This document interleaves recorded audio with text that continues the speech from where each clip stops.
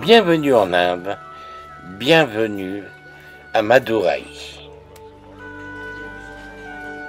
Nous nous rendons au temple de Kapaleshvara et dédié au dieu Shiva. Il existerait depuis plus de 2000 ans. Si l'opportunité vous amène à vous rendre au temple le matin, vous constaterez qu'il y a de nombreuses personnes qui viennent faire leur prière et recevoir une bénédiction. Les convocations à la prière peuvent être de 1 jusqu'à 5 fois par jour. À l'intérieur, on peut s'y promener comme si j'étais en pleine ville, tellement c'est grand. Vous voyez, on y rencontre même des vaches, on y rencontre des personnes, des familles, etc. L'ensemble des statues est repeinte environ tous les 15 ans. Vous voyez un Shiva à gauche, c'est le personnage qui est en rose. La personne qui est en vert. Regardez, alors vous voyez les vaches aussi rentrent dans le temple. C'est la ville, le temple c'est la ville. La personne qui est en vert, c'est la femme du dieu Shiva, celle qu'on appelle Parvati. Voilà. Comme vous pouvez le constater, le nombre de personnages qui peut être fait sur cette montagne de pierre, c'est inimaginable. Il faut être en Inde et il n'y a qu'en Inde que l'on peut voir cela.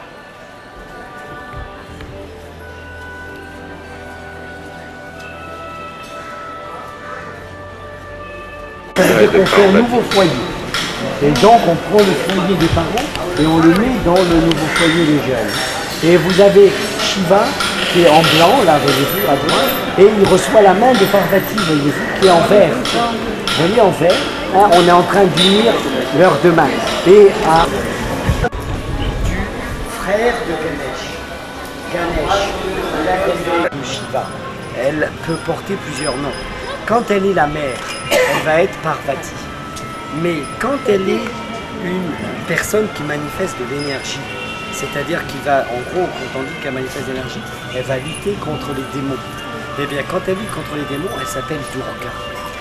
Et cet homme a l'air très surpris en voyant nos visages. Et qui sont-ils? en général, un mariage, Une manière de prier, de tourner autour d'un poteau. Pour quelle raison, pourquoi et comment?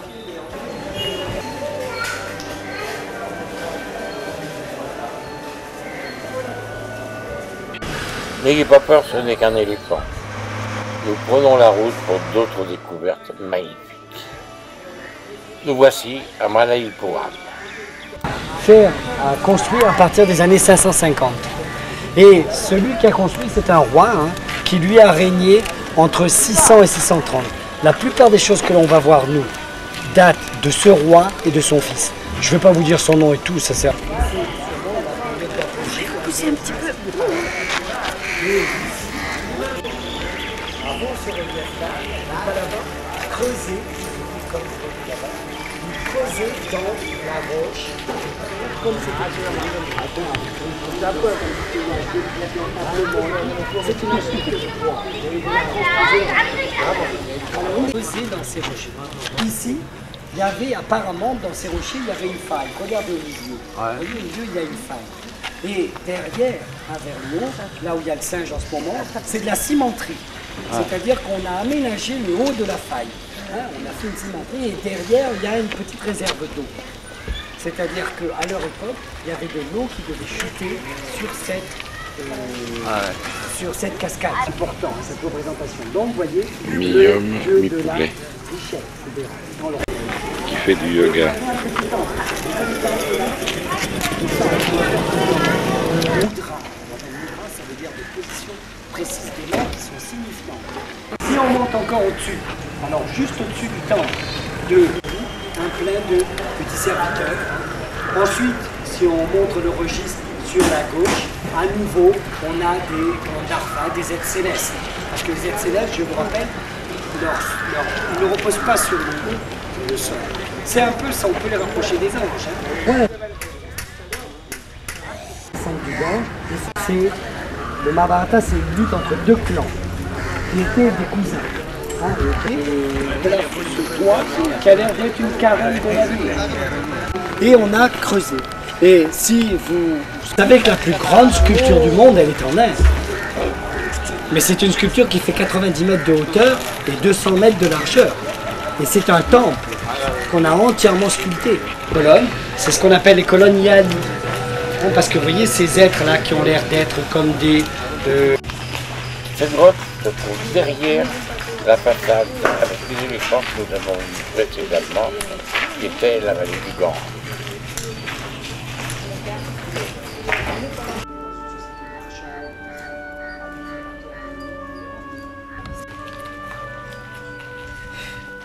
Il va raconter des histoires et tout ça comme un bouffon. Et bien sûr, tout le monde va écouter, tout le monde va le trouver merveilleux. Le roi va entendre parler de ce fameux bouffon. Et là, il sème. Voilà le roi, il sème. Qu'est-ce que tu veux? Alors, moi je suis un petit homme, j'ai pas besoin de grand. C'est-à-dire qu'il prend possession de l'univers. Et le troisième pas, il écrase le roi. Et donc, il détruit ce roi qui empêchait les hommes de voir les dieux, et il remet en marche la roue de la vie, le dharma.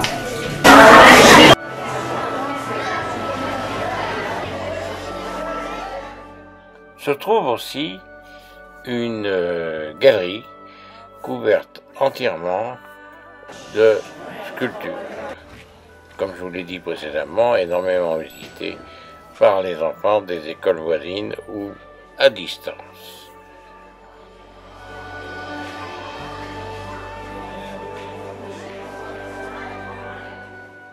Nombreuses scènes de vie sont à découvrir.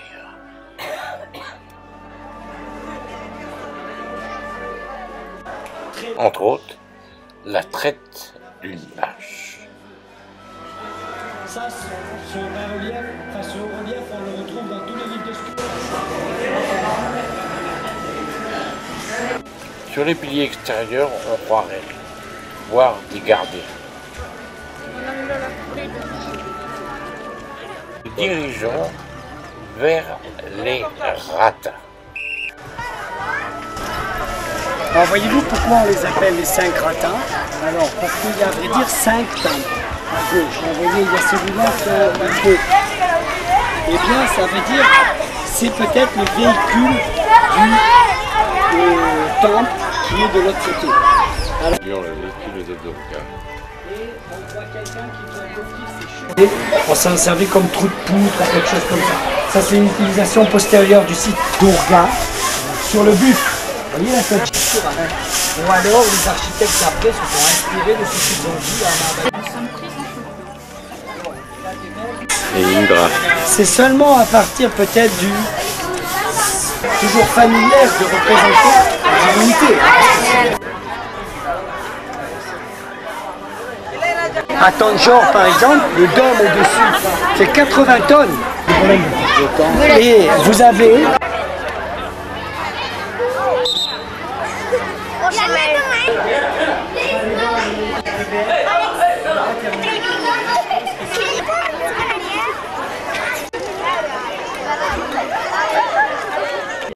le temple du rivage sur la mer du Bengale, entouré de murs avec de nombreux taureaux, nandis de l'Inde, comme vous pouvez le constater.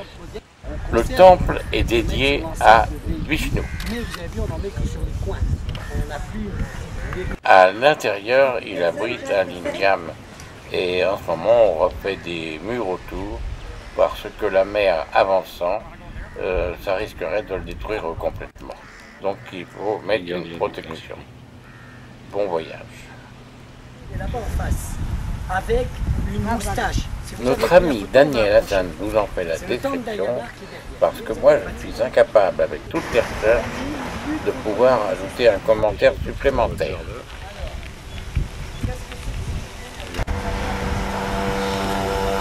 Vous avez Garuda sur la droite. Mais des fois dans les villages, il y a un temple unique et tous les dieux sont honorés dans le même temple. On va voir d'autres endroits. C'est une image sur laquelle, un bas-relief, sur lequel est sculpté un Yanar.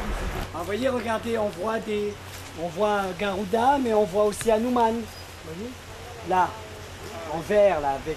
Normalement, il est blanc, mais ils n'avaient plus assez de peinture blanche. Il est blanc, Hanuman. il est pas vert. Et là, c'est Vishnu, le fils. Voilà. Et de l'autre côté, on va voir si c'est d'autre côté.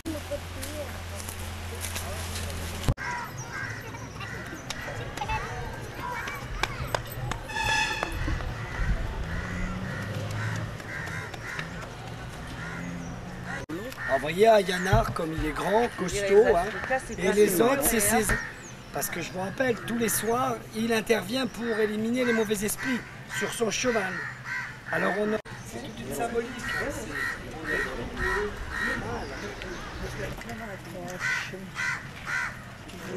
Voyez-vous, on offre comme ça des chevaux en terre cuite. Vous verrez, il y a des endroits où on va voir plein de chevaux en terre cuite. Des fois, il y en a 200, 300, les gens offrent.